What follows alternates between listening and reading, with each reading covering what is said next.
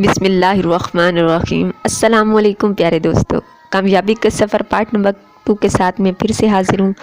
तवज्जो और गौर से सुनिएगा।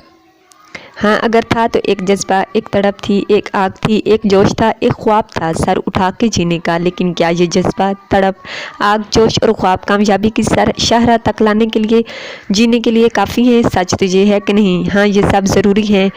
इनके बगैर कामयाबी को अपनी तरफ माइल करना मुमकिन नहीं था। लेकिन कोई चीज़ है जो इन सबसे बड़ी थी, अहम थी और कारसाज थी, ज़िंदगी साज थी।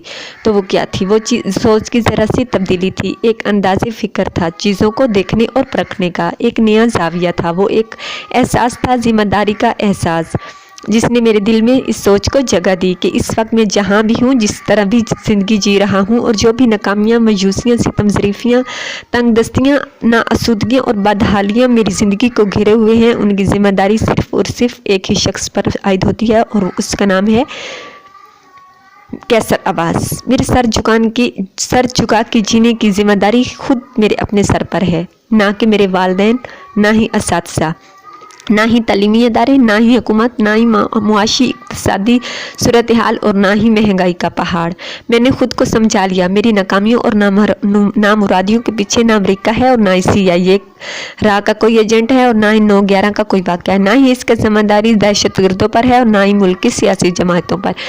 अपनी नाकामी और शिकस्त की ज़िम्मेदारी सिर्फ़ और सिर्फ मुझ पर ही आयद होती है। बस मैं ही ज़िम्मेदार हूँ। आखिर मेरी सोच में ऐसी तब्दीली आई कैसे? सादा सी बात है, मैंने ज़िंदगी के 24 साल इन तमाम चीज़ों समेत बेशुमार शख्सियात, वाक़यात और हालात को अपने आगे ना बढ़ सकने का कसूरवार देकर देख लिया था, लेकिन कुछ भी फ़ायदा ना हुआ। मैंने अपने अलावा हर चीज़ को अपनी ज़िम्मेदारी का, नाकामी का ज़िम्मेदार ठहराया, लेकिन ज़िंदगी ना बदली। ज़िंदगी ठहरी रही, ज़िंदगी नाकामियों से हमकना रही। मैं सर झुका के जीता चला गया। लेकिन जिस दिन मैंने सोच लिया, तहिया कर लिया कि मैं अपनी ज़िंदगी के बदलने या ना बदलने की ज़िम्मेदारी मेरे सिवा किसी और पर आयद नहीं होती, और ना ही अपने सिवा किसी और को मैं अपनी नाकामी का इल्ज़ाम दूंगा, वही दिन मेरी ज़िंदगी में एक शानदार तब्दीली लेकर आया, और मेरे लिए शानदार तब्दीली का पैगंबर साबित हुआ। मैंने खुद से पक्का अहद कर लिया कि मैं ही ज़िम्मेदार हूँ, और जब तक मैं ज़िम्मेदारी का हक अदा नहीं करूँगा, कुछ नहीं बदलेगा। मैंने सीख लिया, समझ लिया कि मेरी ज़िंदगी में जो कुछ भी हो चुका, इसे किसी न किसी तरह मैंने ही होने का मौका दिया, वजह यह रास्ता दिया, और आगे मेरी ज़िंदगी में जो कुछ भी होगा उसकी ज़िम्मेदारी मैं किसी और पर आयद नहीं करूँगा। मैं खुले दिल से नताइज को तस्लीम करूँगा, वाज़ेह सबूत होने के बावजूद किसी और की बजाय खुद को ही ज़िम्मेदार ठहराऊँगा। और फिर मैंने ऐसा ही किया। ऐसा करना बेहद मुश्किल था, आसान नहीं था, तलख था, तकलीफ दे था। मुझे लगा इस तरह जिम्मेदारी निभाने से मैं खुद को ही मार डालूंगा, खुद को ही कुचल डालूंगा। लेकिन वक्त ने साबित कर दिखाया कि हर बार जिम्मेदारी लेने के बाद मुझे खुद की कोई ना कोई खामी, कमजोरी और बेहतरी का सुराग मिल ही जाता। यूँ मैंने दूसरों को बदलने की बजाय खुद को बदलने से सफ़र का आगाज़ किया, और कमाल है कि सफ़र रायगा नहीं गया, अल्हम्दुलिल्लाह। मिसाल के तौर पर, जब एक बड़ी कंपनी के ह्यूमन रिसोर्स हेड ने मेरे रंग बिरंगे लिबास पर कड़ी तनकीद की, मुझे शर्मिंदा किया और मेरा मजाक उड़ाया, और कहा, आप हमारे लोगों को ग्रूमिंग की क्या ट्रेनिंग देंगे? आपका तो अपना हुलिया इस काबिल नहीं। और अभी यही बोनसर में सह न पाया था कि उन्होंने ये कहकर मुझे क्लीन बोल्ड कर दिया कि जनाब बुरा मत मानिएगा, आप ट्रेनर कम और जोकर ज़्यादा लग रहे हैं। मेरा दिल किया कि ज़मीन फट जाए और मैं इस शर्मिंदगी से बच जाऊँ। कई दिन तक इसकी तौहीन अमेज़ आवाज़ें रातों को ख्वाबों में भी मेरे कानों में गूंजती रहीं। इस बेइज्जती के लिए मैं कैसे जिम्मेदार हो सकता हूँ? बेसाख्ता मैंने सोचा, ये तो सरासर ज़्यादती है। इसको एहसास करना चाहिए था। इसको लिबास और हुलिये की बुनियाद पर मेरी शख्सियत का तज़किया नहीं करना चाहिए था। उसको मेरी शख्सियत देखनी चाहिए नहीं, बल्कि काबिलियत देखनी चाहिए थी, ना कि ज़ाहिरी रंग रोगन। दिल ने बहाने खड़े किए, लेकिन जब तक मैं इल्ज़ाम, शिकायत और एहतजाज की कैफियत में रहा, मेरी ज़िंदगी ठहरी रही, जामद रही, नाकाम रही।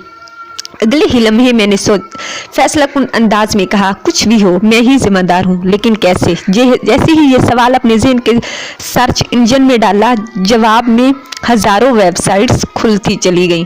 तुम इसीलिए जिम्मेदार हो क्योंकि तुम्हारे पास ढंग के कपड़े नहीं हैं। मगर मैं ढंग के कपड़े लूँ कहाँ से? मैं अफोर्ड नहीं कर सकता। अगर तुम अफोर्ड नहीं कर सकते तो ये इसका कसूर नहीं, अगर तुम पैसे ना होने की बीमारी का शिकार हो तो भी ये उसका कसूर नहीं। अगर तुम्हारे पास कपड़े पहनने की सेंस नहीं तो भी ये जिम्मेदारी तुम्हारी अपनी है। मेरे अंदर का इंसान अपनी जिम्मेदारी निभाने पे तुल गया था। अगर तुम उसे इस काबिल नहीं लगे कि वो तुम्हारे साथ इज्जत से पेश आए तो भी तुम ही इसके जिम्मेदार हो। ये जिम्मेदारी लेना सबसे मुश्किल काम था, इसलिए कि तुम्हें पता होना चाहिए कि कारोबारी दुनिया में लोग किन बातों से एक दूसरे को जज करते हैं। तुम्हें एहसास होना चाहिए कि जिस चीज़ की ट्रेनिंग तुम दूसरे को देने आए थे इस पर तुम्हें वाकया मुकम्मल अबूर है भी या नहीं। अगर इसने तुम्हें इज्जत नहीं दी तो इसको कम सर्फ करने से तुम्हारी ज़िंदगी आगे नहीं बढ़ेगी। मेरा दिमाग ख्यालात, अनोखी सोच और पुरजोश एहसास से भर चुका था और फिर मैंने सोचा कि कम पैसों के बावजूद अपने लिबास, शख्सियत और हुलिये को कैसे प्रोफेशनल रखना है। मैंने सीख लिया कि बेसर समाने के बावजूद क्लाइंट के सामने कैसे खुद अतमादी से बैठना है। मैंने सीखा कि कैसे अपने अंदर के हालात के मनफी असरात को बाहर की दुनिया पर बिलावजह जाहिर होने से रोकना है और कैसे एक रख रखाव अपने अंदर रखना है। मैं हर रोज़ सर उठा के जीने का अज़म करता। ज़िंदगी हर रोज़ बड़ी बेदर्दी से मुझे पिछाड़ती। मैं हर नई सुबह एक नए जज्बे के साथ नई मंजिलों की तलाश पर निकल पड़ता। ज़िंदगी हर शाम मेरे कदमों के साथ नाकामियों का बोझ बांधकर मुझे अपाहिज करने की तैयारी करती रहती और हर नए दिन में खुद को शानदार कल की नवीद सुनाता और हर रात मेरी सिसकियों की गवाह बनती। नाकामियाँ, महरूमियाँ, झिड़कियाँ, अफसरदियाँ और नामुरादियाँ, मायूसियाँ मेरा घराव कर डालती। मुझे अपने मरहूम वालिद की शाबाश भरी सरगोशियाँ ख्वाबों में सुनाई देती। गिरना बुरी बात नहीं है, गिरे रहना और दोबारा ना उठना बुरी बात है। अगली सुबह मैं नाकामियों के सारे वार, दर्द की सारी टीसें, हौसला शिकने के सारे जुमले भुलाकर सर उठा के जीने की तजदीद करता, अपनी ज़िंदगी की बागें अपने हाथों में रखने का अज़म करता और निकल पड़ता सर उठा के जीने के सफ़र पर। ऐसा नहीं कि अगले ही दिन मेरा सफ़र वसीला ज़फ़र बन जाता, उस दिन दर्द की शिद्दत पहले से भी बढ़ जाती। शाम को निढाल, नामुराद और नाकामियों के बोझ से लदा किसी बस स्टॉप पर खड़ा होकर जेब से सारी जमा पूंजी निकाल के गिन रहा होता। बस में बैठने के पूरे पैसे ना होने के बाइस किसी अनजान मंजिल की तरफ थकन से चूर पैदल ही चल पड़ता। रात तक सर उठा के जीने की आरज़ुएं आखिरी सांसों पे पहुंच जाती। पे दर पे नाकामियाँ जज्बो, लगन और हिम्मत को इम्तिहान में डालती। मैं सोचता आज तो हद हो गई, मेरी बस हो गई, अब इससे ज़्यादा नहीं। फिर दूर से कहीं शाबाश सरगोशियाँ, अपने साथ किए वादे और 764 ख्वाब मुझे अपनी तरफ खींचते। सर उठा के जीने की आरज़ू एक बार फिर पूरी आबोताब से अंगड़ाई लेती। दिल वलवले से भर जाता, आंखों में चमक आ जाती और जज्बों को एक नई जला मिलती और मैं अपने ख्वाबों के तआक्कुब में दिल जान से खड़ा हो जाता। फिर एक दिन ऐसा आया जब बरसों की रियासतें रंग ले आई। ज़िंदगी सर उठा के जीने की डिगर से शनासा हुई और बिला आखिर एक दिन सब कुछ बदल गया। ज़िंदगी बदली तो बहानों की जंजीरें तोड़ने से।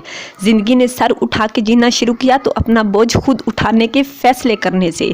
ज़िंदगी बेहतर हुई तो इल्ज़ामात से तौबा करने से। ज़िंदगी बदली तो शिकायत के पलंदे को समेटने से।